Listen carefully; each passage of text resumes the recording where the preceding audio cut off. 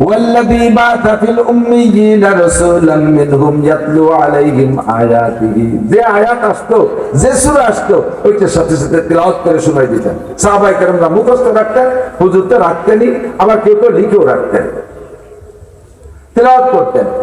আবার important, very very important বিষয় কখন আসলে হাতে গোনা কিছু হিসাব করার কথা হুজুরের কাছে এলহাম হইতো। এলহাম আল্লাহর পক্ষ থেকে সরাসরি সিনার মধ্যে আসতো। এইটা হুজুর নিজের ভাষায় ব্যক্ত করতেন, যাকে বলা হাদিস। একদিন হুজুরের ভিতরে এমন পাঁচটা কথা এলহাম হয়েছে, সেই এলহামই পাঁচটা কথা সামনে করে সাহাবায়ে কিরামদেরকে সামনে নিয়ে বসে বলতেছেন, মাইয়া কুতুমিন্নি, হাদিসের বর্ণনাকারী আবু হুরায়রা রাদিয়াল্লাহু তাআলা আনহু। আবু হুরায়রা বলেন, একদিন হুজুর আলাইহিস সালাতু ওয়াস সালাম আমাদেরকে সামনে করে বলতেছেন, মাইয়া কুতুমিন্নি খামসা খিসাল, আমি পাঁচটা কথা বলবো, এই পাঁচটা কথা তোমাদের মধ্যে কে নিবা? মাইয়া আমালু বিহিন্না, মাইয়া আমালু খামসা খিসালিন ফায়ামালু বিহিন, আমি পাঁচটা কথা বলবো, এই পাঁচটা কথা কে নিতে রাজি আছো, নিজে আমল করবা। এবং ওসিয়াত করলাম, আও ইউআল্লিমু মাইয়া আমালু বিহিন, নিজে আমল করবা আর অন্যকে পাঁচটা কথা শিখিয়ে দিবা। যারা আমল করতে চায় তাদের মধ্যে এই পাঁচটা কথা তুমি বর্ণনা দিবা, পাঁচটা কথা শিখিয়ে দিবা, তারাই পাঁচটি কথার পর আমল করবে। কে আছো আমার এই পাঁচটি কথা নেবে? আবু হুরায়রা রাদিয়াল্লাহু তাআলা আনহু মাদানী সাহাবী। মক্কায় রাসূল যতদিন ছিলেন আবু হুরায়রা ইসলাম গ্রহণ করেন নাই, মদিনায় যাওয়ার পরে ইসলাম গ্রহণ করেছেন এবং প্রথম বছরই করেছেন এমনও নয়। হতে পারে আয়েশা সিদ্দিকা রাদিয়াল্লাহু তাআলা আনহা নবী পাকের ঘরে গিয়েছেন স্ত্রী হিসেবে, যেই বছর হযরত আবু হুরায়রা ইসলাম গ্রহণ করেছেন সেই বছর। এই হিসেবে বলা যায় আয়েশা রাদিয়াল্লাহু তাআলা আনহা নবী পাকের ঘরে স্ত্রী হিসেবে ছিলেন 9 বছর। এই 9 বছর পরে নবী আলাইহিস সালামের ইন্তেকাল হয়ে যায়। আয়েশার বয়স যখন 9, এই সময় হুজুরের ঘরে গিয়েছেন। আর যখন বয়স 18 হয়েছে, তো সেই সময় নবী আলাইহিস সালামের ইন্তেকাল হয়ে গেছে। নবী পাক সাল্লাল্লাহু আলাইহি সাল্লামের পাশে থাইকা আয়েশা নবী পাকের নবুয়তি দেখেছেন 9 বছর। আবু হুরায়রা রাদিয়াল্লাহু তাআলা আনহু আনুমানিক 9 বছর নবী পাকের সোহবত পেয়েছেন। এই দুইটা মানুষ অনেকের চেয়ে কম সময়ে নবী পাকের সোহবত পেয়েছেন, কিন্তু যারা 22-23 বছর পর্যন্ত নবী পাকের সোহবত পেয়েছেন, তাদের অনেকের চাইতে এই দুইজনের নবী পাকের কালাম, নবী পাকের হাদিসের সংগ্রহ বেশি। সুবহানাল্লাহ। মুহাদ্দিসিনে কিরাম জানেন, যত হাদিসের কিতাব আছে, 1-2 সনদ পরেই যে আমি ক্বালা হাদাসানা বলতে বলতে লাস্টে যে আন আবি হুরায়রা আন আয়েশা আন আবি হুরায়রা আন আয়েশা, এই দুইজন মানুষের থেকে বর্ণনা বেশি। হযরত আবু হুরায়রা ইসলাম গ্রহণ করার পরে নবী পাকের সোহবত ছাড়েন নাই। আসহাবে সুফফা মসজিদে নববীতে যে 460 জন ছাত্র নবী আলাইহিস সালামের নিয়মিত ছাত্র ছিলেন, তার ভিতরে হযরত আবু হুরায়রা অন্যতম। আর ঘরের ভিতরে যে ছাত্রীরা ছিলেন, তার ভিতরে সিদ্দিকা আয়েশা রাদিয়াল্লাহু তাআলা আনহা অন্যতম। আবু হুরায়রা ইসলাম গ্রহণ করার পরে নবী পাকের সোহবত ছাড়তেন না। যে কোনো মজলিসে আবু হুরায়রাকে পাওয়া যেত। আজকে নবী পাক বললেন, আমি 5টি কথা বলবো, কে আছো তোমাদের মধ্যে আমার থেকে 5টি কথা নিবা নিজে আমল করার জন্য, অথবা যে কোনো জায়গায় বসবা ওই মজলিসে 5টি কথা সাপ্লাই দিবা, তোমরা যাতে ওই কথাগুলো শুনে অন্য মানুষে আমল করে। আজকে নবী নাই, আবু হুরায়রা নাই, সাহাবায়ে কেরাম নাই, নবীদের অ্যাসিস্ট্যান্ট হিসেবে নবী পাক বলেছেন, ইন্নাল উলামা ওয়ারাসাতুল আম্বিয়া, উলামায়ে কেরাম নবীদের অ্যাসিস্ট্যান্ট। নবীদের অ্যাসিস্ট্যান্ট যদি উলামায়ে কেরাম হয়, তাহলে সাহাবায়ে কেরামদের অ্যাসিস্ট্যান্ট আপনারা শ্রোতারা বলেন না আলহামদুলিল্লাহ। সাহাবায়ে কেরামদের নায়েব ও অ্যাসিস্ট্যান্ট হতে পারাটাও কম কথা না, কথা বল।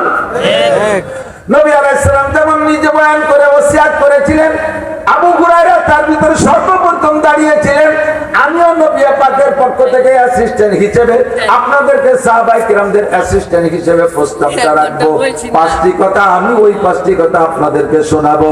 এই 5টি কথা আপনি নেবেন এবং আমল করবেন। আর যখনই কোনো মজলিসে বসবেন, হাসিনা খালেদার দরবার বাদ দিয়া, দুনিয়ার পচা রাজনীতি নোংরা ফালতু দরবার বাদ দিয়া, এই 5টি কথা ওই মজলিসের মধ্যে একটা আলোচনা করবেন এবং ইনশাআল্লাহ এমন এমনই 5টি কথা, যেই 5টি কথার প্রত্যেকটা আমার নিজের জন্য আমলের জন্য একান্ত জরুরি। আমিও আমল করব, অন্যের কাছে পৌঁছাবো।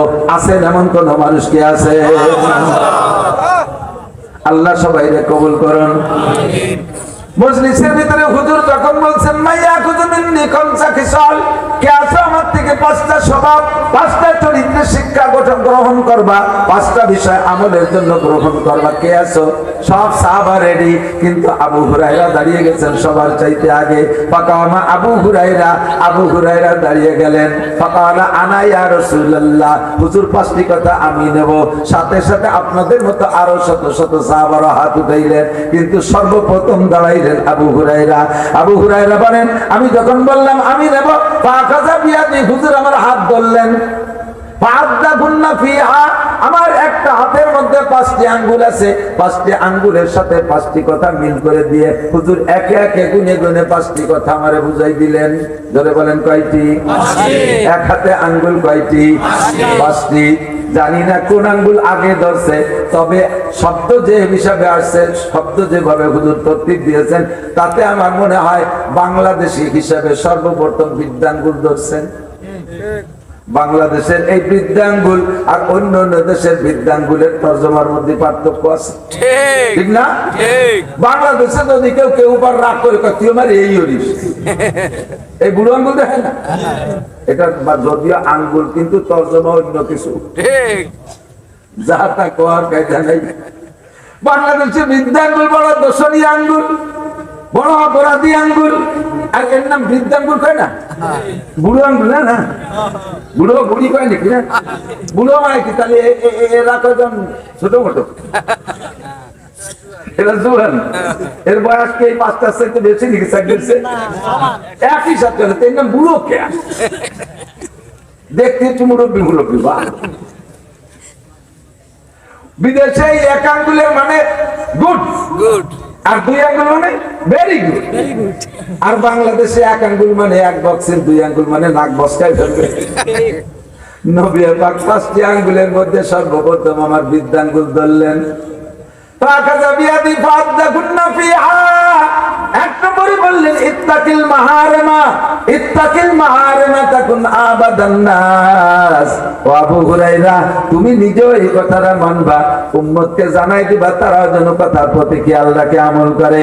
1 নম্বরে ইত্তাকিল মাহারিমা তাকুন আবাদান নাস। দুনিয়া আমরা ইবাদত করি, ইবাদত যে করে তাকে আবেদ বলে। বলেন, ইবাদত যে করে তাকে আবেদ বলে, আমল যে করে তাকে আমেল বলে, ঈমান যে গ্রহণ করে তাকে মুমিন বলে, ইসলাম যে গ্রহণ করে তাকে মুসলমান বলে। কথা বলেন ঠিক না? ইবাদত করতে করতে ইবাদতের ক্লাসিফিকেশন আছে। আমি ইবাদত করি, মোটামুটি আবেদ। আবার উস্তাদ আরো ভালো করতেন চৌবনী হুজুর, আরো বড় আবেদ। তার উস্তাদ মসিউল্লাহ খান সাহেব ভারতের, উনি আরো বেশি ইবাদত করতেন, আরো বড় আবেদ। তার উস্তাদ রশিদ আহমদ গাঙ্গুহি, তিনি আরো বড় আবেদ ছিলেন। তার পিসাব কাসেম নানুতুবি আরো বড় আবেদ ছিলেন। এরকম করে আবেদের ক্লাসিফিকেশন আছে। আমাদের মাদ্রাসার মধ্যে আবেদ আছে, ইবাদত করেনওয়ালা, পার্থক্য আছে ছোট বড়। সমাজে যারা নামাজ কালাম পড়েন, পাবলিক মুরব্বী, আপনাদের মধ্যে ইবাদত করেনওয়ালা আছে, তার মধ্যে ক্লাসিফিকেশন আছে।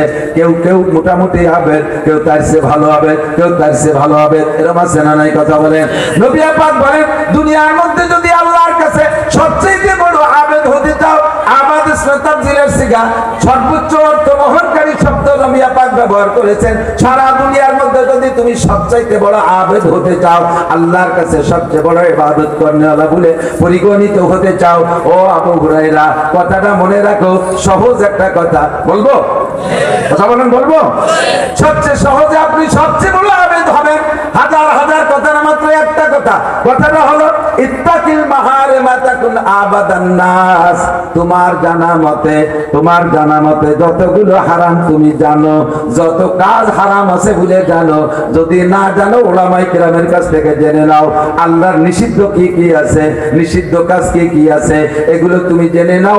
যত হারাম আছে সমস্ত হারাম কাজগুলোকে পরিহার করো, ছেড়ে দাও, তাহলে তুমি হবে সবচাইতে বড় আবেদ। আমি মনে করি সবচেয়ে বড় আবেদ হওয়ার জন্য নিয়মিত 5 ওয়াক্ত জামাতে নামাজ পড়া, শেষ রাত্রে উঠে তাহাজ্জুদ পড়া, ইশরাকের নামাজ চাষতের নামাজ পড়া, আবিনের নামাজ পড়া, রেগুলার তেলাওয়াত করা, তৌফিক থাকলে বছরে একটা দুইটা উমরা করা, আর হজ ফরজ হইলে হজ করা, বছরে একটা তবলিগের চিল্লা লাগানো, জীবনে পরপর 3টে চিল্লা একবারে লাগানো, কোনো হক্কানি পীরের সন্ধান পাইলে বছরে 2-4 বার 5 বার পীর সাহেবের দরবারে যাওয়া, সকাল সন্ধ্যা জিকির করা, তৌফিক থাকলে লাখ লাখ কোটি কোটি টাকা আল্লাহর রাস্তায় দান করা। এইভাবে বিভিন্ন প্রকার ইবাদতের মাধ্যমে আমি সবচেয়ে বড় আবেদ হব। নবী পাকের একটা কথাও বললেন না, বেশি বেশি তিলাওয়াত করো, সবচেয়ে বড় আবেদ হবা, বেশি বেশি নামাজ পড়ো, বেশি বেশি নফল রোজা রাখো, বেশি বেশি উমরা করো, বেশি বেশি হজ করো, সারা রাত থেকে তাহাজ্জুদের মধ্যে সময় কাটাইয়া দাও, লক্ষ লক্ষ টাকা মসজিদ মাদ্রাসায় দান করো, 12 মাস কাল রেগুলার তুমি 1-2 পারা করে তিলাওয়াত করো, তাহলে বড় আবেদ হবা।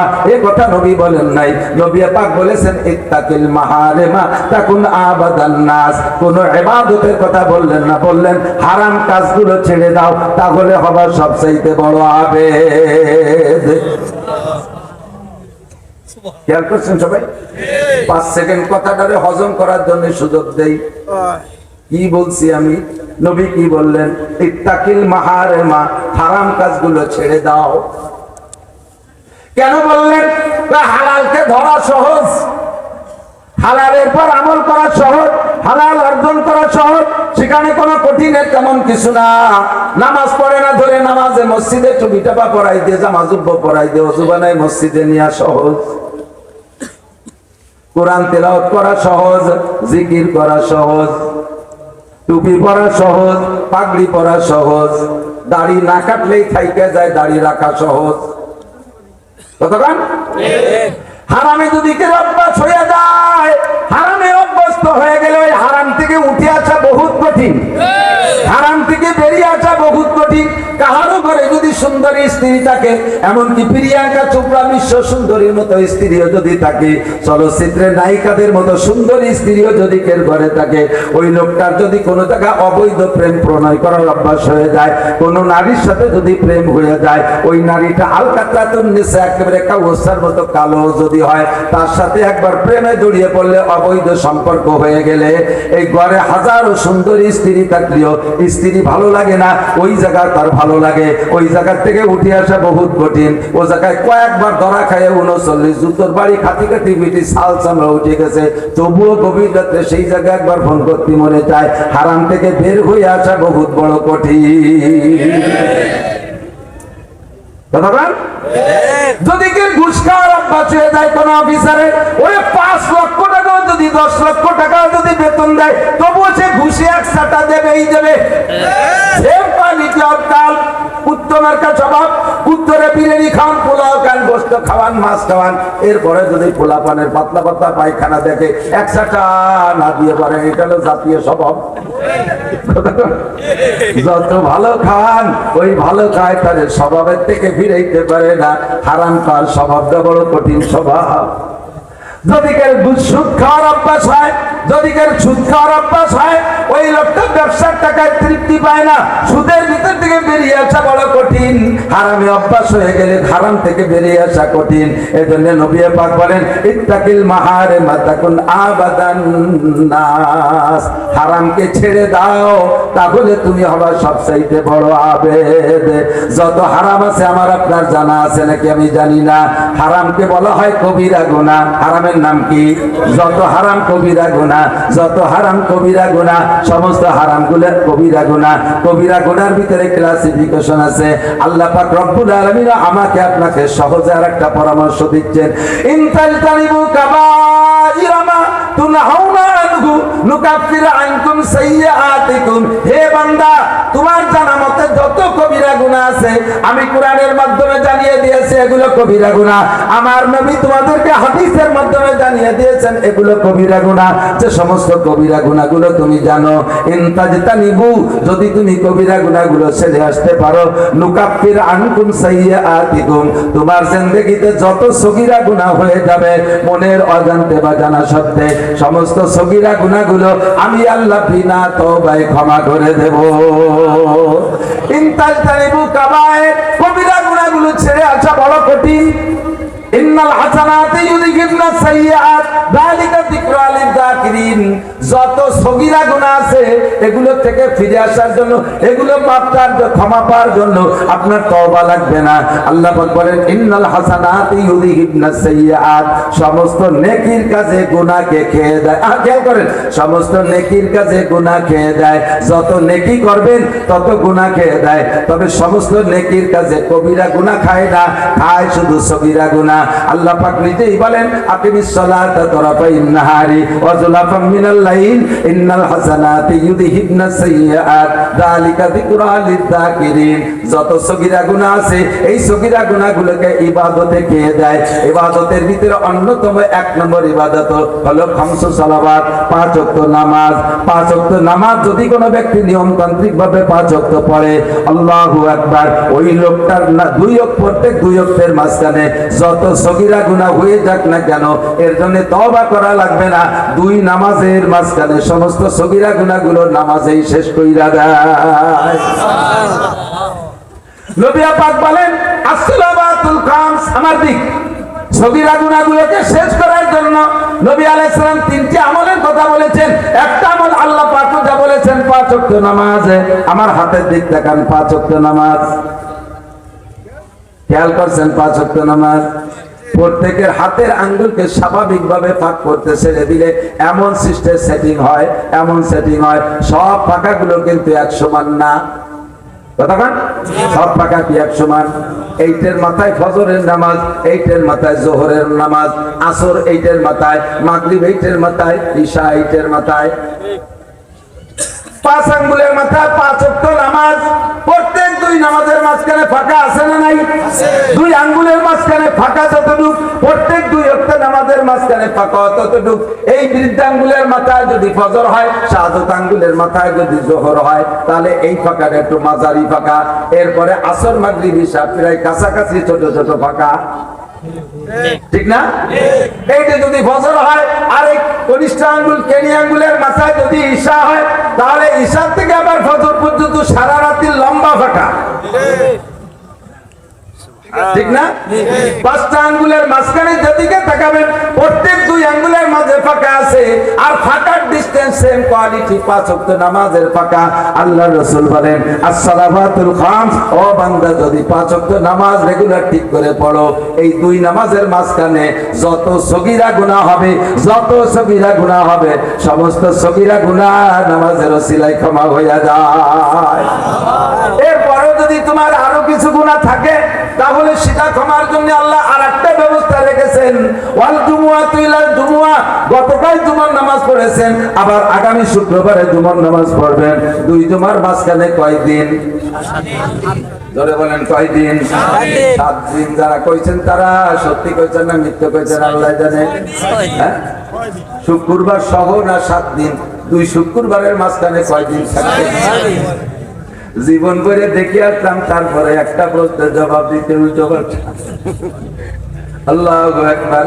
আবার একদল মানুষ আছে হুজুরকে ভিতরে বলে না, একা হুজুর এটা পায়। সবাই জানি 7 দিন, তার মাঝখানে শুক্রবার 2 পাশে বাদ দিলে মাঝখানে 6 দিন। তাই ভুল করেন। আর আমরা একটা কোরআন কিতাব ভর্তি জোর মধ্যে 2-4 দৌড়িয়ে যেতে পারে। আল্লাহু আকবার। দিনে রাতে কয় ওয়াক্ত নামাজ? একটু বলবেন কয় ওয়াক্ত? 5 ওয়াক্ত। দিনে কয় ওয়াক্ত, রাতে কয় ওয়াক্ত? দিনে 3 ওয়াক্ত। দিনে 2 ওয়াক্তের পক্ষে কারা? দিনে 2 ওয়াক্ত, দিনে 3 ওয়াক্ত। এত আছে যার 3 ওয়াক্ত আলাদা পড়ে থাকে তো হাত দেন। দিনে 2 ওয়াক্তের পক্ষে কারা? 5-7 জন। দিনে 3 ওয়াক্তের পক্ষে কারা? তারপরে অনেক হাত উঠে যে পক্ষ যেতে সেই পক্ষ। সতর্ক প্রার্থী। সারা জীবন ভরে দিনও চিনি, রাতও চিনি, দিনে রাতে 5 ওয়াক্ত নামাজ। তার মধ্যে দেখেন আপনারা সবাই মিলে মতানৈক্য সৃষ্টি হয়ে গেছে। হাজার হাজার কোরআন হাদিসের মাসালার ভিতরে উলামায়ে কিরামের বুঝের মধ্যে মতানৈক্য এভাবেই হতেই পারে। দিনও চিনি, রাতও চিনি, 5 ওয়াক্ত নামাজও চিনি।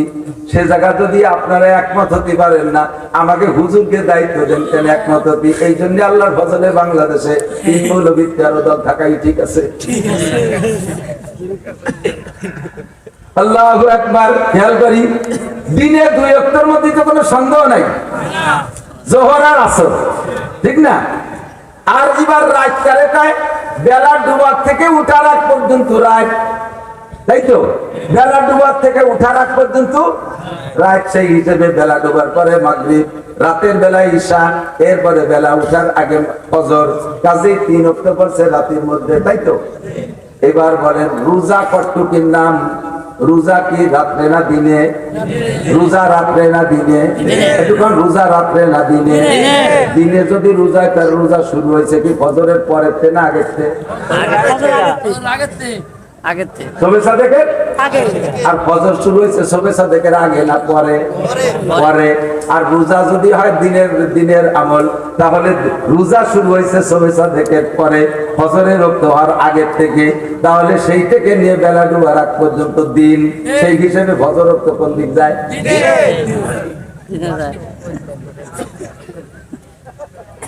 এইভাবেই মতানৈক্য, এইভাবেই শরীয়তের মাসালার মধ্যে দেখতে নাম। ডিম আগে না মুরগি আগে? ডিম আগে না মুরগি আগে? ডিম আগের পক্ষে কারা? একটু তবে হাতে দিয়া দেবে, আল্লাহ আমি তো ডিম আগে মুরগি পরে, কারা এই পক্ষে আছেন? কেউ ডিম আগের পক্ষে? মুরগি আগে, এর পক্ষে কারা? মুরগি আগে। বেশ, আর অনেকে আমরা হাতে ধরি দমের তালা, মানুষ তালা ডিম আগে মুরগিও আছে। সেদিন গেছি রংপুর, এই স্টেজে 3 দলের 3 নেতা আছে, দোয়া আছে। বিএনপির একজন বাচন দিয়ে দেশটা স্বাধীন করে দিয়ে সামনে বিশাল সম্ভাবনা দেখাই দিয়ে গেছে। এরপরে জামাত ইসলামের একজন হয়েছে, উনি তো ধর্মীয় দিক দিয়ে অনেক বুঝাইছে। এরপরে সরমানের হুজুরের প্রার্থী একজন, 3 জনই দোয়া চাইয়ে পাস করে ফাঁসে বসে গেছে। আমি আমার কিছু কইতে পারি, হুজুর আমরা তো চলে যাবো আর এক মাহফিলে, আপনি একটু আমাদের জন্য দোয়া করেন। 3 জন বসে, আমি কি করবো কোন দিদি? আমি শেষে করলাম যে আল্লাহ অন্যান্য সিটি 1 এমপি হয় যেন, আর এই সিটির জন্য 3 জন হয়। 3 জন বসে, আমি কিভাবে বাসি করতে পারবো? ওদিকে আমাদের গোপালগঞ্জে কেউ নাই। তো ডিম আগে মুরগি আগে, তাহলে তো হয় না, যে কোনো একটা তো আগে। দেখেন চোখের সামনে জীবন করে ডিমও দেখি মুরগিও দেখি, তারপরে কোনটা আগে কইতে দিশে পাই না। আমার আল্লাহ বলে দেন ডিম আগে মুরগি পরে। ডিম আগে মুরগি পরে, ডিম আগে তো পারলো কিনা? মুরগি আগে, তাহলে মুরগির কোন ডিমের বেটে তাহলে সেই ডিম রাখো, তাহলে গুলি বেঁধে যাবে না? একটা তো শুরু করতেই হবে। যে আল্লাহ আদম আলাইহিস সালামকে আব্বা মা ছাড়া বানাইতে পারে, হাওয়া আলাইহিস সালামকে আব্বা মা ছাড়া বানাইতে পারে, ওই আল্লাহ তাআলা মুরগি ছাড়া ডিম বানাইতে পারে কি পারে না? কোরআনে কারীমের ভিতরে আল্লাহ বলেন, কুলিল্লাহুম্মা মালিকাল মুলক তুতিল মুলকা মান তাশা ওয়া তানজিউল মুলকা মিম্মান তাশা ওয়া তুইজ্জু মান তাশা ওয়া তুদিল্লু মান তাশা বিয়াদিকাল খায়র ইন্নাকা আলা কুল্লি শাইইন কাদির তুলিজুল লাইলা ফিন নাহারি ওয়া তুলিজুন নাহারা ফিল লাইল। এরপরে ওয়াতুখরিজুল হাইয়া মিনাল মাইয়িতি ওয়াতুখরিজুল হাইয়া মিনাল মাইয়িতি ওয়াতুখরিজুল, খেয়াল করতে জানেন কেন জানি না? ওয়াতুখরিজুল হাইয়া মিনাল মাইয়িতি, একটু এসে কিন্তু সালাদের মতো জায়গা মতো চলে যাচ্ছে, কষ্ট নিয়েন না। ওয়াতুখরিজুল হাইয়া মিনাল মাইয়িতি, হাই মানে জীবিত, মাইয়িত মানে মরা। আল্লাহরে আমরা বলতেছি, আল্লাহ তুখরিজুল হাইয়া, তুমি জীবিতটাকে বের করো, মিনাল মাইয়িতি মরা থেকে। মুরগি তাজা, ডিম মরা। মুরগিতে ইচ্ছা মতো ঘুরে বেড়াইতে পারে, ডিম কিটা পারে না। মুরগিতে খুদ খায়, চাউল খায়, ডিমি কিটা খায়। মুরগিতে সিল্লে পাল্লা করে, ডিমিটা পারে না। কাজে ডিমটা মরা আর মুরগিটা তাজা। আল্লাহ কয় তুখরিজুল হাইয়া মিনাল মাইয়িতি, আমি আল্লাহ পাক রব্বুল আলামিন জীবিতকে বের করি মরা থেকে, জীবিতকে বের করি মরা থেকে। কাজে তাজা মুরগিরে মরা ডিমি থেকে বের করছি, এরপরে চালু করে দিছি ওয়া তুখরিজুল মাইয়িতা মিনাল হাই। এবার মুরগিরে কলাম জীবন ভরে পাড়িয়ে বেড়া, সিল্লে না দিয়ে থামবি দেয়। মুরগিতে এবার সিল্লে দেয়, ডিমি সিল্লে দেয়, 40টা কম থামে না। এমন করে হাজারো মতানৈক্যের বিষয় রয়েছে। 5 ওয়াক্ত নামাজ দিনে 3 ওয়াক্ত না রাত্রে 3 ওয়াক্ত, এটা নিয়ে যেমন আপনারা উভয় দিক, এই উলামায়ে কেরাম উভয় দিক। 5 ওয়াক্ত নামাজ সপ্তাহে 7 দিনের ভিতরে 2 শুক্রবারের মাঝখানে থাকে কয় দিন? 6 দিন। আল্লাহ নবী বলেন ওয়াল জুমুআতু ইলাল জুমুআ, গত শুক্রবারে জুমার নামাজ পড়েছেন, আবার আগামী শুক্রবারে জুমার নামাজ পড়বেন। মাঝখানে 6 দিনে যত সগীরা গুনাহ হবে, সমস্ত সগীরা গুনাহ আল্লাহ আল্লাহ পাক 2 জুমার ওসিলায় ক্ষমা করে দেয়। এর জন্য তওবা লাগবে না।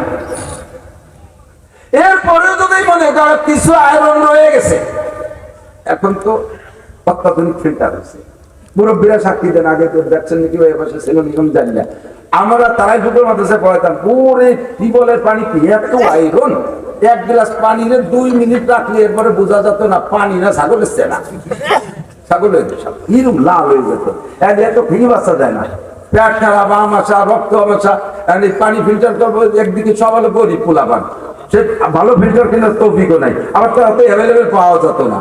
তা আমরা ফিল্টার বানাইতাম নিজেরা, বাঁশের চটাই দিয়ে এভাবে হ্যাঙ্গার বানাইয়া তারপরে 4-5টা হাঁড়ি ব্যবহার করতাম। 5টা হাঁড়ির উপরের হাঁড়ির ভিতরে টিউবওয়েলের ডাইরেক্ট পানি, ওর তলা ছিদ্র করে একটা নেকড়া দিয়ে দিতাম, গলগলায় পড়লে আবার হবে না, ফোটে ফোটে ভর্তি হবে। 2 নম্বর হাঁড়ি, ওই প্রথম হাঁড়ির পরে যে হাঁড়িটা, এই হাঁড়িটা ফিরে আবার 1 নম্বর ধরলাম, ওইটার মধ্যে তেমনি পানি। এই 1 নম্বর হাঁড়ির ভিতরে রাখতাম বালু ভিজে, ওই বালুর হাঁড়িরও তলা ছিদ্র, ওর নিচে যে টপ টপ করে পড়তো। 2 নম্বর হাঁড়ির ভিতরে থাকতো কয়লা, কয়লাও ভিজে, কয়লার হাঁড়িরও তলা ছিদ্র, ওখানেও নেকড়া দিয়া, ওই কয়লা ভিজে তারপরে ফুটা ফুটা করে 3 নম্বর হাঁড়িতে পড়তো, ওটার মধ্যে দিতাম পাথর। এই 3 নম্বর পাথরের হাঁড়ির ভিতরে তারও তলা ছিদ্র, পাথর ভিজে এরপরে ফুটায় ফুটায় নিচে পড়তো। 5 নম্বর একটা হাঁড়ি পাতা থাকতো, ওইটার ভিতরে এই ফ্রেশ পানি যাইতো। প্রথম ফিল্টার হতো বালুতে, তারপরে ফিল্টার হতো কয়লায়, তারপরে ফিল্টারিং হতো পাথরে, এরপরে যে পানি যেত তার ভিতরে আয়রন, আর্সেনিক, লবণ কিচ্ছু থাকতো না। সেম কোয়ালিটি, সারা বছর ধরে গুনাহ করেন, আপনার এই গুনার আমলনামাকে ফিল্টারিং করার জন্য আল্লাহ পাক 3টে হাঁড়ি ব্যবস্থা করেছেন। 1 নম্বরে 5 ওয়াক্ত নামাজ এই হাঁড়িতে ফিল্টারিং হবে, এরপরেও যদি আয়রন থাকে 2 নম্বরে 2 শুক্রবারে 2 জুমা, এর ভিতরে ফিল্টারিং হবে। এই ফিল্টারিং এর পরেও যদি আপনার আমলনামার হাঁড়িতে, আপনার আমলনামার পানিতে আয়রন থেকে যায়, এরপরে হবে পাথরের ফিল্টারিং। 2 রমজান, গত রমজানে রোজা রেখেছেন, আগামী রমজানে রোজা রাখবেন, এই 2 রমজানের ফিল্টারিং এ আর আপনার পানির মধ্যে আয়রন আর আর্সেনিক আর লবণ কিছুই থাকবে না। আল্লাহ রাসূল বলেন মুকাফফিরাতুম মা বাইনাকুন্না ইজাজতানাবাল কাবায়ের। বছরে 3 প্রকার ইবাদত যদি বান্দা সঠিকভাবে করে উঠতে পারো, বছরের শেষে রমজানের পরে তুমি ঈদগাহে যাইবা, ঈদের নামাজ পড়বা, ঈদের নামাজ পড়ার পরে বাড়ি ফিরবা, রাজাকা ইয়াউমিন ওয়ালাদাতু উম্মুহু, বিশ্বনবী ঘোষণা দিয়ে দেন আমার এই উম্মত ঈদগাহ থেকে বাড়ি ফিরে গেল কায়াউমিন ওয়ালাদাতু, কেমন যেন তার মা আজকে নবজাতক বাচ্চা ডেলিভারি দিয়েছে। নবজাতক শিশু বাচ্চা ডেলিভারির সময় যেমন তার আমলনামায় কোনো গুনাহ থাকে না। 3 প্রকার ফিল্টারিং, সারা বছর 5 ওয়াক্ত নামাজ, বছরে 52টা জুমা আদায় করেছেন, এরপরে 2 রমজান রোজা রেখেছেন, এরপরে ঈদের নামাজ পড়ে ঈদগাহ থেকে বাড়ি যাবেন, একেবারে বেগুনাহ মাসুম, আপনার আমলনামায় কোনো গুনাহ নাই। এই যে গুনাহ নাই, এই গুনাহ সব সগীরা গুনাহ সাফ, শর্ত হলো ইনতাজতানিবুল কাবায়ের, যদি আপনি কবিরা গুনাহ পরিহার করেন তাহলে আল্লাহ পাক আপনার জন্য এই ফজিলত রেখেছেন। এবার কবিরা গুনাহগুলো কি, এগুলো আমাকে চিনে চিনে কবিরা গুনাহ পরিহার করতে হবে। যদি কবিরা গুনাহগুলো আমার দায়িত্বে নিয়ে আমি পরিহার করে চলতে পারি, আল্লাহর নবী বলেন ইত্তাকিল মাহারিমা তাকুন আবাদান নাস, এই কবিরাগুলো সব হারাম, এই হারাম যদি তুমি ত্যাগ করে চলতে পারো তাহলে আল্লাহর দরবারে তুমি সব চাইতে বড় আবেদ হইয়া যাবা। একটু প্রতিজ্ঞা করি, জীবন ভরে তো কত তওবা করছি, গুনাহ থেকে বাঁচার জন্য তওবা করছেন না? গুনাহ করে সেই গুনার মধ্যে আস্তাগফিরুল্লাহ পড়ে, বিড়ি খালি গুনায় পড়াই দিছি, বিড়ি খাবো না, বিড়িতে সুক্তান দিয়ে সে সময় আস্তাগফিরুল্লাহ রাব্বুল্লাহ। এই তওবায় ওই বাটপাড়ের মুখ বলে আসে, কত বড় বাজি। तौबा बरलम सुबह बरकत दिल पूरा ज़ौक़े गुनाह, तौबा बरलम सुबह बरकत दिल पूरा ज़ौक़े गुनाह, मासियत राखन दमिया यद से इस्तिग़फ़ार मा, मासियत राखन दमिया यद से इस्तिग़फ़ार मा। गुनाह থেকে মুখে তওবা বলি আর হাতে তাসবিহ দানা গুলি, আবার অন্যায় করতে তালে আসি, দাড়ি কাটে আর কয় আস্তাগফিরুল্লাহ, দাড়িতে খুর চালায় আর কয় আস্তাগফিরুল্লাহ, সুদে টাকা হাইতে গনে আর কয় আস্তাগফিরুল্লাহ, ঘুষে টাকা হাইতে গনে আর কয় আস্তাগফিরুল্লাহ, বিড়ি সিগারেট খায় আর ফাটে ফাটে কয় আস্তাগফিরুল্লাহ, মিথ্যে কথা কয় আর কয় আস্তাগফিরুল্লাহ, আরে জিনা ব্যভিচার করে ডেলি একবার করে করে সপ্তাহে একবার করে ফাঁকে ফাঁকে আস্তাগফিরুল্লাহ। এই আস্তাগফিরুল্লাহ তওবা করনেওয়ালার মুখ ভরে হাসে। আপনার আস্তাগফিরুল্লাহ কবুল হয়েছে এর একটা প্রমাণ আপনি নিয়ে নেন। সহজে একটা প্রমাণ বলে দেবো, কষ্ট হবে নাকি জানি না।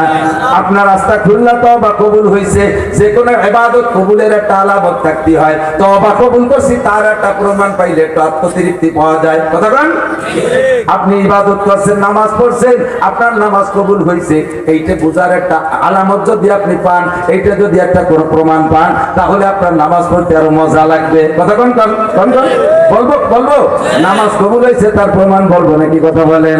আপনার নামাজ কবুল হয়েছে তার প্রমাণ হলো ফজরের নামাজ আপনি পড়ার পরে জোহরের নামাজ যদি নিয়মতান্ত্রিক ভাবে পড়তে পারেন, ফজরের নামাজ পড়েছেন নিয়মতান্ত্রিক ভাবে যদি জোহরের নামাজও পড়তে পারেন, তাহলে বুঝবেন যে আপনার ফজরের নামাজ কবুল হয়েছে। আসরের নামাজ যদি আবার ঠিক মতো টাইম মতো নিয়মতান্ত্রিক ভাবে তরিকা অনুযায়ী পড়তে পারেন, তাহলে বুঝবেন আপনার জোহরের নামাজ কবুল হয়েছে।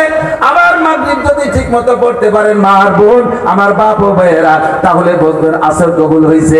এরপরে ঈশার নামাজ যদি টাইম মতো সুন্দরভাবে পড়তে পারেন, বুঝবেন যে আপনার মাগরিব কবুল হয়েছে। আবার ফজরের নামাজ যদি সময় মতো উঠে পড়তে পারেন, বুঝবেন যে আপনার ঈশা কবুল হয়েছে। কেন কেন কেন দিকটা কেন? উদাহরণ দিলে বুঝতে সহজ হয়। আপনার বাড়ি 2 সেট রাজমিস্ত্রি নিছেন, বাউন্ডারি ওয়াল করবেন। 2 সেট মানে 2 জোড়া কয় নাকি? একটা মিস্ত্রি একটা হেল্পার, দুইজনে গেটের 2 পাশে দায়িত্ব দিয়েছেন। একটা হেল্পার একটা মিস্ত্রি গেটের একদিকে 800 ইট যাচ্ছে, 800 ইট এত সুন্দর যাচ্ছে, ফ্ল্যাট সাইড প্লাস্টার না করলেও চলে, তীরের মতো সোজা। আর 800 ইট এক মিস্ত্রি স্বাভাবিকভাবে ভালো গাঁথতে 400-500 পারে, এই 800 ইট গেতে বেলাইছে দুজনে। 8টা থেকে 4টে পর্যন্ত।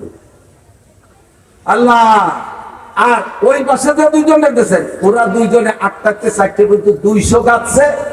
তার কোনো বাচ্চা ভিলাস না, 2 বাচ্চা দাঁত বার হয়েছে, আর দোড়া সাপের মতো এই সোজা। এই দুইজনের কাজ সাথে আপনি কি আচরণ করবেন? কোন যে 800 গাচ্ছে তারে বলবেন না, বাবা আগামীকাল তো তুমি আসবা, চমৎকার মিস্ত্রি, আর এই ওয়ালের পরে 6 তলা বিল্ডিং করবো, তাও তোর দিয়ে করাবো, আমি আর কোনো মিস্ত্রি নেবো না। আর তোকে $1 বেতন কত? কয় টাকা?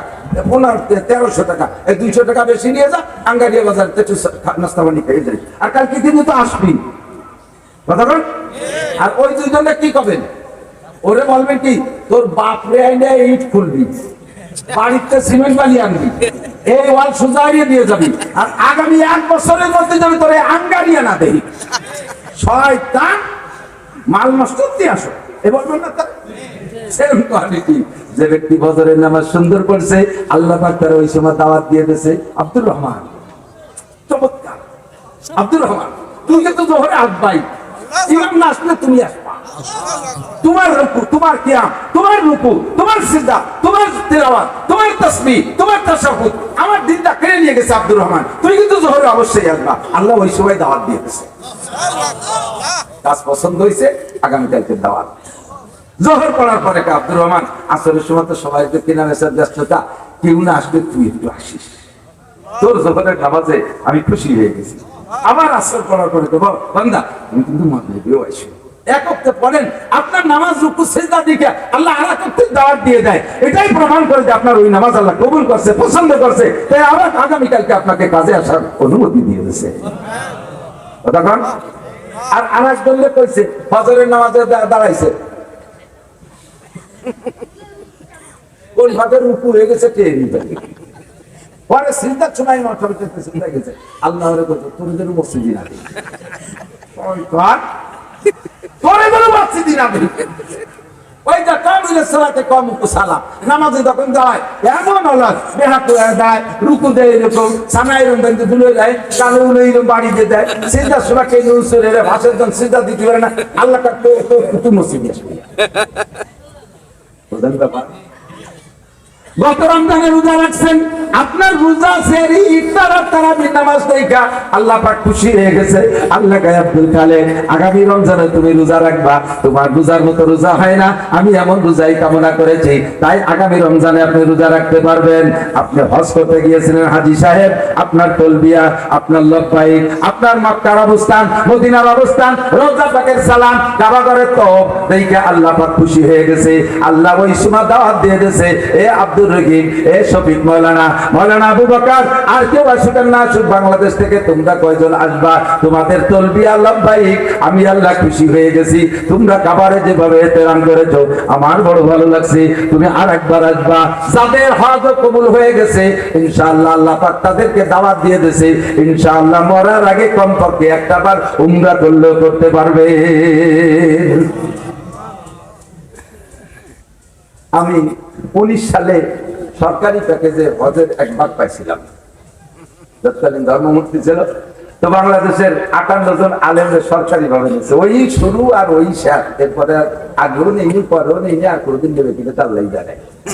তো আমি একবার পাইছি আরাফাতের মাঠে যাইয়া 19 সালের হজ, শফিক ভাই মনে গেছিল যে বারো পুরীর বৃষ্টি আর ঝড়, ইসির সিরানের বছরের বিদ্যুৎ চমকানোর আওয়াজ আমি জীবনের ওরকম শুনি নাই। মনে হয় যেন প্রত্যেক তাবুতি একটা পড়তেছে, আর সে কি অ্যাটম বোমার মতো শব্দ আওয়াজ, আর সেই মরুভূমি বালি ভিজে মরু আরাফাতের ময়দানে এই রান পানি নিয়ে গেছে। পরে কাবায় আসছি, কাবার চত্বরে নামাজ পড়ার কায়দা নেই, এই পানি নিয়ে গেছে, এত বৃষ্টি। তো তাবুর মধ্যে আটকে গেছি। ধর্মমন্ত্রী, তৎকালীন ধর্ম প্রতিমন্ত্রী শেখ মোহাম্মদ আব্দুল্লাহ, উনি যেহেতু বক্তব্য বড় বড় আলেন, তো হাটাজারি, পটিয়া, বাবুনগর, জিরি, নাজিরাট, লালবাগ, হরিদেবাল, মাদিবাগ, যাত্রাবাড়ি, বহরডাঙ্গা, তারপরে সরমোনাই, চরচিনি, সারা বাংলাদেশ কুড়িয়ে বাসা বাসা 58 হাবিবুর রহমান যুক্তিবাদী, আমরা সবই আছি।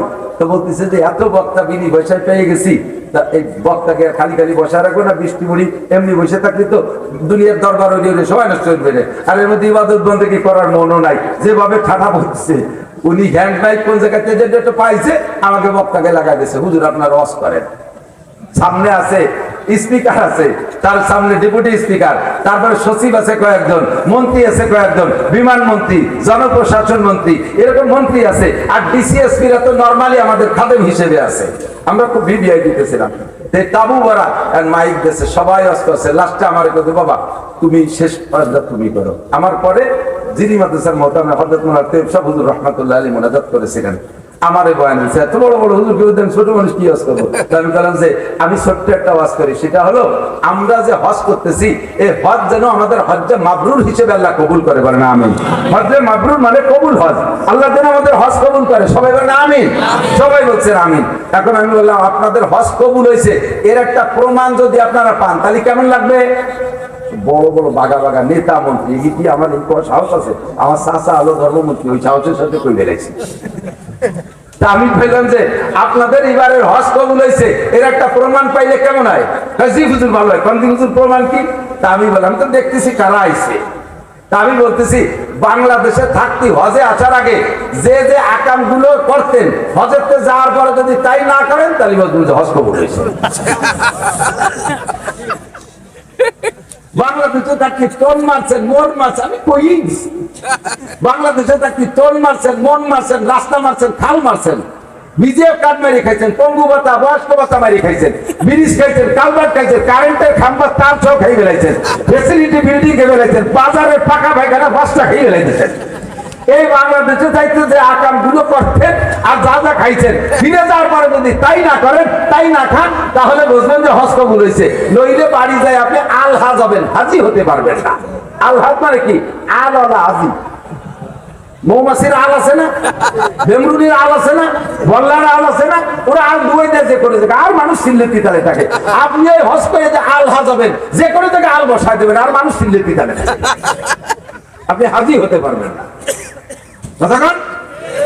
বাংলাদেশে থাকতে দাড়ি কাটতেন, হজরতে যাওয়ার পরেও কাটেন। দাড়ি কাটার পরে একদিন পরে একটু একটু যখন আগা বেরোয় তখন কায়দা মতো আল হয় না দাড়ি কি? এই যে আমরা যারা দাড়ি রাখছি কি সুন্দর স্পঞ্জ করে, ঠিক না? একদিন কি চমৎকার, এ যে কার সাথে সোয়া লাগবে সেও খুশি হবে, হ্যাঁ নরম কি সুন্দর, ঠিক না? আর একদিন চাষার একদিন পরে নিয়ে একটু একটু আল বেরোয়, এই আল হাজের আল। এই আল আলা মুখ দিয়ে যারে বলা দেবে সিরিজ কাগজের মতো শুনি উঠে যাবে। কারে বলা দেবেন তা আমি শিয়ে দিচ্ছি না, যেটা যে জায়গা বলা দেবেন সেই জায়গা উঠে যাবে। এলা আল হাজের আল আব্দুল মিয়া ভাবছিলাম যে তোমার যায় যে কান করতে তুমি দেখো মারা ফেলে আসবে। এ তো সব কটা ধরা পড়েছে, উনি তো চাকর মানুষ, সব কটা ধরা পড়েছে, একটারও হওয়া যাবে না। ইবাদত করব তাদের কবুল হয়, একটা প্রমাণের দরকার।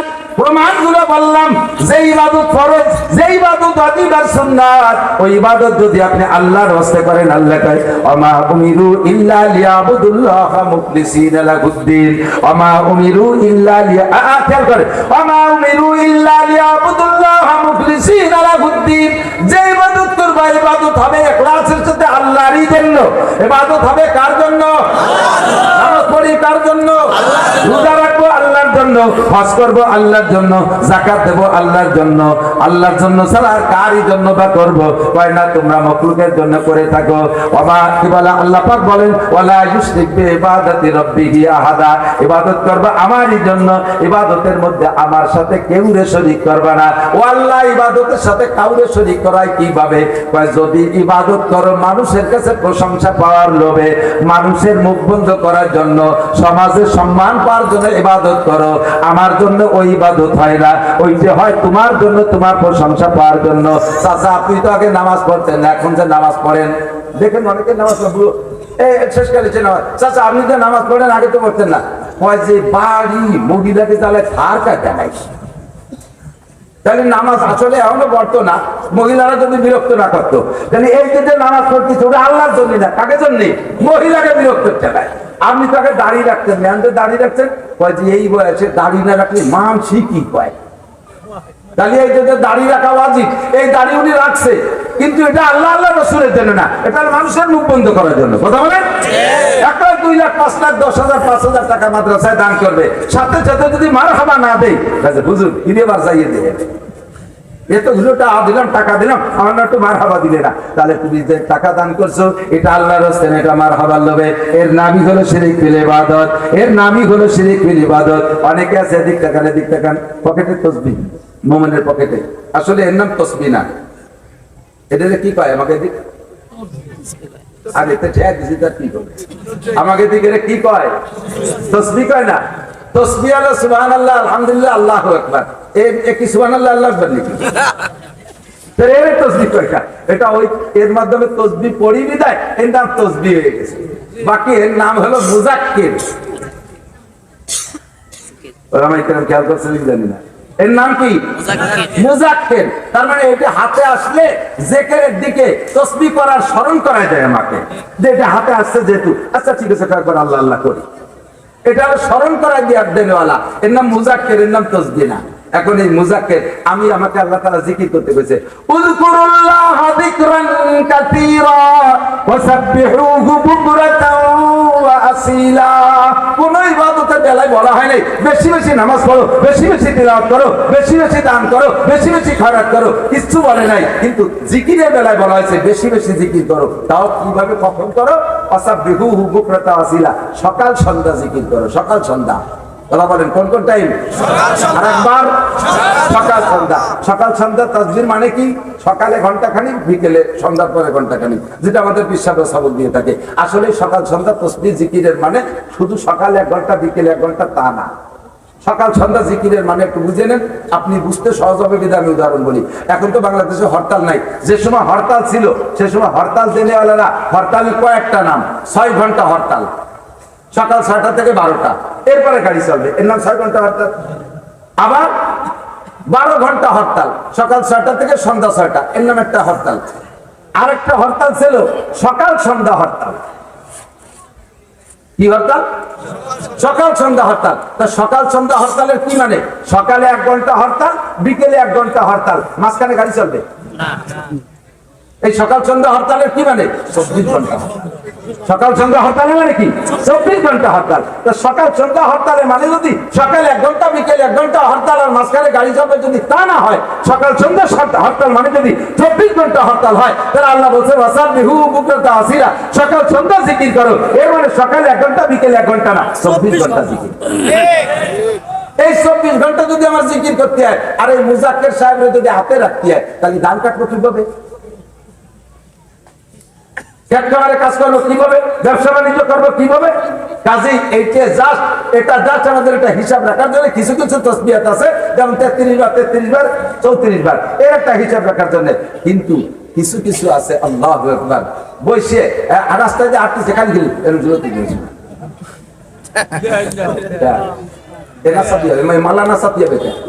আমার বসে বসে চা খাচ্ছে, সাথে সাথে যে দানা চলতেই আছে, গল্প কথা কয়, দানা চলতেই আছে। তুমি কথা কো, আবার ওদিকে চলতে কলম জারিয়ে গেছে, কলম জারিয়ে তো মালার দরকার। বেটাকে দেখাও না, আমি তসবি পড়ি, দেখাও বেটাকে, দেখাও আমি তসবি পড়ি। কোন কোনো বক্তা আছে কাজের মধ্যে এই তসবি আছে না, এটা কুয়োরা বেশি একটা ভঙ্গি দেয় কি তসবি দেখি কসু করবা, বেটাকে দেখাও যে তোমার আছে, তুমি আমল করো। এটা হলো শিরক ফিল ইবাদত। আল্লাহকে ওয়ালা ইউশরিক বিইবাদাতি রাব্বিহি আহাদা, ইবাদতের মধ্যে আল্লাহর সাথে কেউ শরীক করা যাবে না। ইবাদত হবে একমাত্র কার জন্য?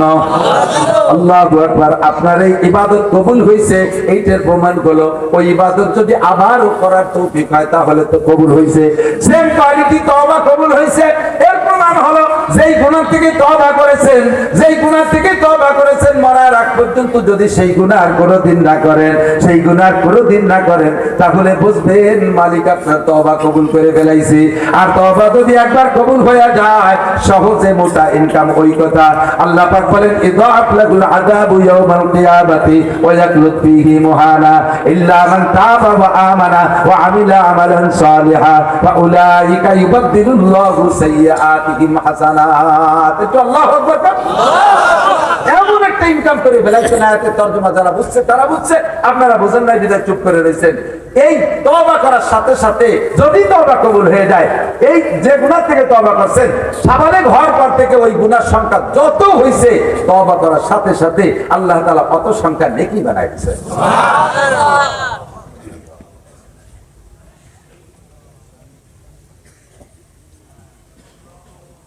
তাহলে আমি গুনাহ পরিহার করে চলবো। কবিরা গুনাহ থেকে বাঁচা বড় কঠিন। গুনার জগতে আল্লাহ পাক বলছেন ইনতাজতারিমু কাবায়ের, কবিরা গুনাহ ছেড়ে দাও, নুকাফির আনকুম সাইয়্যাতিকুম, সগীরা গুনাহ মাফ করে দেব। নবী পাক বলেন, মনে আছে 5 হাদিস 5 কথা? নবী আলাইহিস সালাম বলেন, হে সাহাবায়ে কেরাম, ইত্তাকিল মাহারিমা তাকুন আবাদান নাস। প্রথমটার চাইতে সামনে যেগুলো আসতেছে, একটার চাইতে একটা ইম্পর্টেন্ট। ওয়াজের সিস্টেম গাই দোয়ার মতো। আপনাকে গাই ভালো না, দুধ দেওয়া গাই, গাই দুধ দোয়ায় না, দুধ দহন করে তো, দোয়ায় না, দোয়ানি তো পায়। এই দুধ দোয়ানোর নিয়ম কি? যাই এই বান ধরে টান শুরু হয়, আগে বাছুর দিয়ে চাটায় বানাতে হয় না, বাছুর দিয়ে চাটাইয়ে বানালে ফোন করে দেয়, এরপরে টান ধরে দুধ পড়ে। আর না বাছুরে বাদ দিয়ে যাইয়ে যদি বান ধরে টান শুরু হয়, ওই রক্ত বেড়ে বেড়ে বান ছিঁড়ে যাবে, দুধ বেরোবে না। ওদেরও সিস্টেম তাই, আস্তে আস্তে শুরুতে একটু বানাইটা নাইয়া শেষের দিক দিয়ে দোয়ানো শুরু হতে যায়। আর যখন দোয়াবো সেই সময় যদি বালতি নিয়ে বাড়ি চলে যায়, তাহলে দুধ বাড়ি যাবে নাকি? সামনে যে কথাগুলো আসছে প্রত্যেকটাই দোয়ার মতো কথা, আজীব হয়ে যাবেন শুনলে। ইত্তাকিল মাহারিম, আমি আজকে থেকে তওবা করলাম, জানা ছিল না, তাই অনেক গুনাহ করে ফেলাইছি। আমি এখন থেকে তওবা করি, আর জীবনে কোনোদিন হারাম কাজ করব না। বলতে পারেন তো, হারাম কাজ করব, হারাম কাজ করব। হারাম কাকে বলে জানেন তো? হ্যাঁ, সবাই জানেন। জানেন না এমন কোন মানুষ নাই কি হারাম? মদ হালাল, গাঁজা হালাল, এদের সাথে মদ গাঁজা নাই। আরে কবা, ঘরে ঘরে ডিলার, খামেওয়ালা আছে, বিক্রেতা আছে, ডিলার আছে, আছে না? সব আছে। মদ গাঁজা বা ফেন্সিডিল হারাম না হালাল? হালাল না হারাম? যারা গাঁজা বা ফেন্সিডিল হিরোইন খাও, ভালো করে মনে রাখবা, আমরা সবাই মিলে একটা জিনিস দেখলে ভুল হতে পারে। আমার নবী একাচার এগেনস্টে যেটা দেখবে সেইটাই সত্য। কথা বলেন ঠিক ঠিক না? নবী পাক বলেন মেরাজের, আমার দিক নবী পাক বলেন, আমি মেরাজের রাত্রে জান্নাতও দেখেছি, জাহান্নামও দেখেছি। বাইরে থেকে উকি মেরে দেখি নাই, আমি জাহান্নাম দেখার জন্য জিব্রাইলকে প্রস্তাব রাখলাম, জিব্রাইল জাহান্নাম যদি একটু চোখে কোনো কানা যে একটু দেখে যেতে পারি, উম্মতের কাছে জাহান্নামের বর্ণনা দিতে পারবো। জিব্রাইলকে, হুজুর কোনা কানা দিয়ে দেখবেন না, সরাসরি জাহান্নামের ভিতরে আপনি ঘুরবেন, আমি আপনার সাথে থাকবো। হুজুর কা জিব্রাইল রে, এত বড় আগুন দাউ দাউ করতেছে, ওর মধ্যে ঢুকবো কিভাবে? জিব্রাইল কা, হুজুর আপনি জাহান্নামের ভিতরে ঢোকার সঙ্গে সঙ্গে জাহান্নামের সমস্ত আগুনের পাওয়ার আল্লাহ তাআলা লেস করে দিবে। আপনার চাইতে ইব্রাহিম নবীর দাম বেশি না? আপনি হলেন গোটা মানব জাতির ওসিলা, দুনিয়ায় মানব জাতি আসার মাধ্যম একমাত্র আপনি। যদি ইব্রাহিম আলাইহিস সালাম মুসলিম জাতির পিতা, ওই ইব্রাহিম আলাইহিস সালামের জন্য যে আল্লাহ দুনিয়ার নমরুদের আগুনকে ঠান্ডা করে দিতে পারছেন, আপনার জন্য জাহান্নামের আগুন আল্লাহ ঠান্ডা করতে পারবে কি পারবে না? হুজুর কে আমাকে সঙ্গে নিয়ে জিব্রাইল জাহান্নাম বিচরণ করলেন। আমি জাহান্নামের ভিতরে ঘুরে ঘুরে বিভিন্ন সেক্টরে বিভিন্ন প্রকার অপরাধীর সাজা দেখেছি। একটু আগায় দেখি এক শ্রেণীর মহিলাদের মাথার চুল ধইরা উপরে একটা রডের সাথে পেটাইয়া নিচে দিয়ে জাহান্নামের আগুনের জাল দিচ্ছে একেবারে শিক্ষা বাবের মতো, অথবা আজকাল তো গ্রিল হয়েছে, আরো বুঝতে সহজ হয়। গ্রিলের ভিতরে মুরগি গ্রিল, জালনার গ্রিল না, মুরগি গ্রিলের ভিতরে রড ঢুকাই দেয়া গ্যাসের চুলার ভিতরে দেয়, সুন্দর করে ঘরে নিচের থেকে আগুন জ্বালায়, আগুন জ্বলে, গ্যাসের আগুন জ্বলে, আর ওই মুরগি গলে গলে তার রস নিচে পড়ে, কতক্ষণ লাস্ট ফিনিশিং যাইয়া পুরো একটা কয়লার মতো হয়ে যায়। নবী পাক বলেন, আমি গ্রিলের মতো দিকে আসছি, এক শ্রেণীর নারীদের মাথার চুল উপরে রডের সাথে দুলানো, নিচে যে আগুনে পুড়তেছে দাউ দাউ করে, আর ওই মহিলাদের অবস্থা ভিন্ন রকম, গায়ে কোনো কাপড় নাই, সম্পূর্ণ ল্যাংটার উলাঙ্গা। ওই মহিলারা চিৎকার মারছে আল্লাহর কাছে, রব্বানা আসরিফনা শাইআম মিন মাইন বারিদ, রব্বুল আলামিন আর কতকাল পোড়াইবা, কলিজাটা শুকিয়ে আঙ্গার হয়ে গেছে, ও আল্লাহ একটু ঠান্ডা পানির ব্যবস্থা করা যায় নাকি? 70 লক্ষ বছর চিৎকারের পরে আল্লাহ পাক তাদেরকে একটু ঠান্ডা পানি খাওয়ার ব্যবস্থা করে দিয়েছে। যখনই ঠান্ডা পানি পান করেছে, এই ঠান্ডা পানি এমন ঠান্ডা, আল্লাহু আকবার, পুরোটা বডি জমে বরফ হয়ে গেছে। ও দোস্তরে, আগুন যেমন কষ্টদায়ক, ঠান্ডাও কিন্তু তার চাইতে কম না। আজকে 9টা মাস চলতেছে বাংলাদেশে গরম, আমি কোথাও শুনি নাই গরমে কোনো মানুষ মারা গেছে। আসতেছে সামনে শীত, শোনা যাবে পঞ্চগড়, ঠাকুরগাঁও, বীরগঞ্জ, আরে ওই উত্তর এলাকায় সিলেট অঞ্চলে মানুষ ঠান্ডায় মারা যাচ্ছে, মারা যাওয়ার খবর শোনা যাবে কি যাবে না? গরমে মানুষ যে পরিমাণ মরে, ঠান্ডা তার চাইতে কষ্ট অনেক বেশি। এমন ঠান্ডা আল্লাহর কাছে আছে, ঠান্ডায় মানুষ সহ্য করতে পারে না, এমন ঠান্ডা হয়ে গেছে। ঠান্ডা পানি দেওয়ার কারণে একেবারে জমাট বাঁধা বরফের মতো এবার চিৎকার করতেছে রব্বুল আলামিন, এত ঠান্ডা তো সহ্য হয় না, প্যারালাইসিস হয়ে আসতেছে, সহ্য হয় না। রব্বুল আলামিন আসরিফনা শাইআম মিন মাইন হামিম, একটু গরম পানির ব্যবস্থা করা যায় নাকি? আবার 70 লক্ষ বছর চিৎকারের পরে এবার গরম পানি এনে সর্বপ্রথম পান করতে দেবে না। সুব্বু ফাওকা হামিম, এদের মাথায় গরম পানি ঢেলে দেওয়া হবে। আর